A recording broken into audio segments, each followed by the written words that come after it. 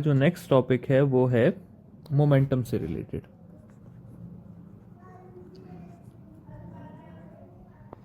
Momentum को किताब कुछ इस तरह से लिखती है कि product of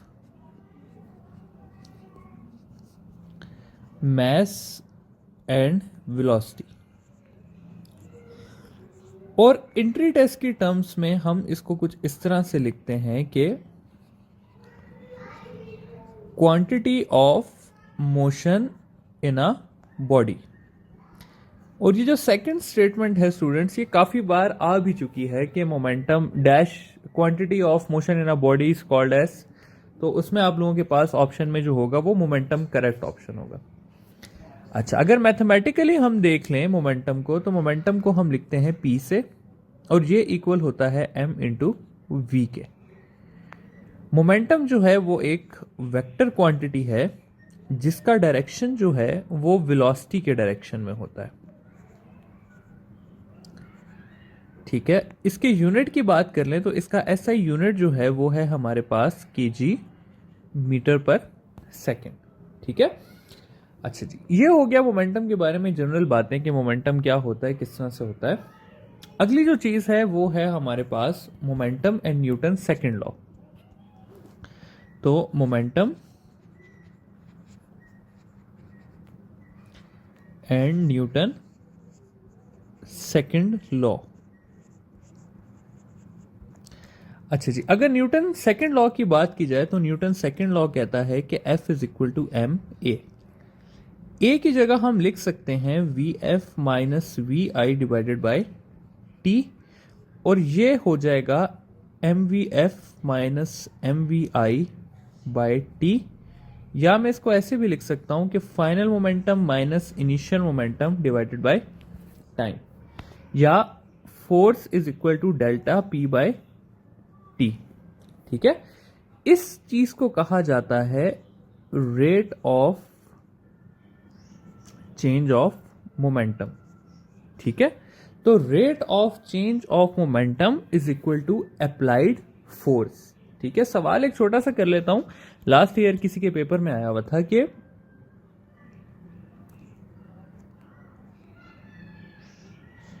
if a force of 2 Newton acts on a body, its rate of change of momentum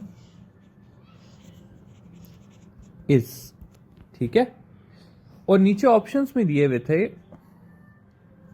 3 kg metre पर सेकेंड स्क्वायर,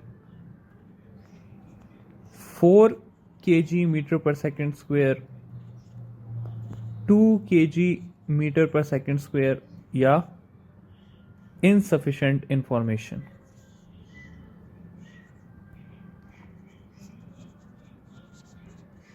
तो इसका करेक्ट आंसर है 2 kg मीटर पर सेकेंड स्क्वायर, क्योंकि हमारे पास फोर्स जो है वो है rate of change of momentum के। तो अगर फोर्स 2 न्यूटन है तो rate of change of momentum कितना होगा, 2 हो जाएगा। ठीक है, तो ये एक सिंपल सा एमसीक्यू था। अच्छा, इसी चीज को आगे लेके चलें तो इसमें हमारे पास एक और कॉन्सेप्ट आ जाता है जो कि है इंपल्स का।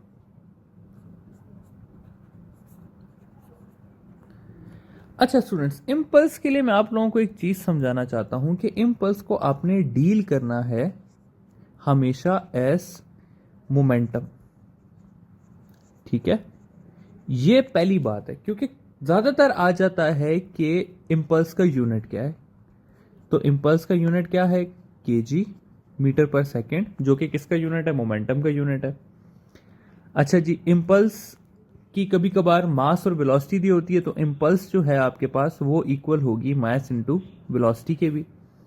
तो गर्स मतलब कहने का क्या है कि इंपल्स को कोशिश करें कि एज अ मोमेंटम के तौर पे डील करें। अच्छा, इंपल्स है क्या, कहा यह जाता है कि when a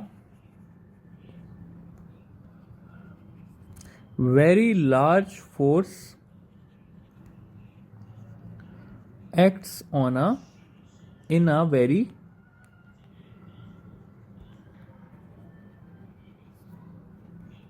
small interval of time.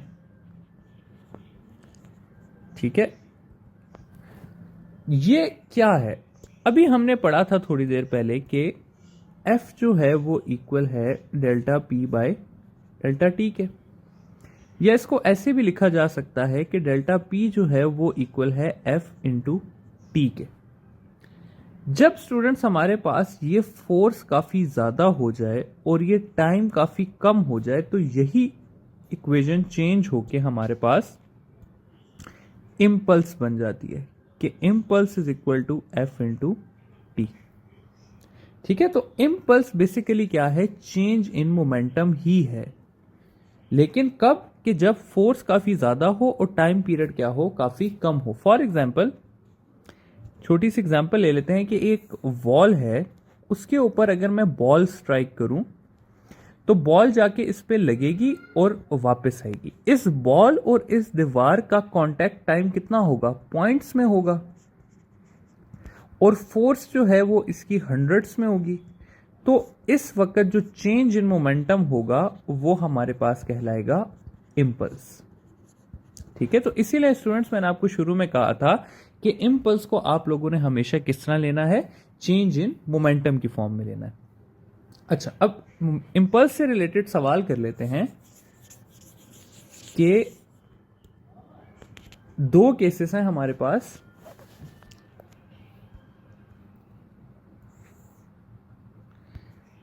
एक केस में जो है वो बंदा किक कर रहा है एक फुटबॉल को, ठीक है, और दूसरे केस में जो है बंदा वो हिट कर रहा है एक स्टोन को। ठीक है, तो किस केस में जो है वो इम्पल्स ज्यादा होगी? देखिए स्टूडेंट्स, अगर ये फोर्स इक्वल है, मतलब कि बंदा 10 न्यूटन से हिट कर रहा है आप फुटबॉल को और 10 ही न्यूटन से हिट कर रहा है स्टोन को, तो किस में इम्पल्स जो है वो ज्यादा होगी? इम्पल्स के लिए हमने कहा है कि फोर्स जो है वो ज्यादा होनी चाहिए और टाइम पीरियड क्या है वो कम होना चाहिए, तब हम कहते हैं कि इम्पल्स क्या है? ज्यादा है।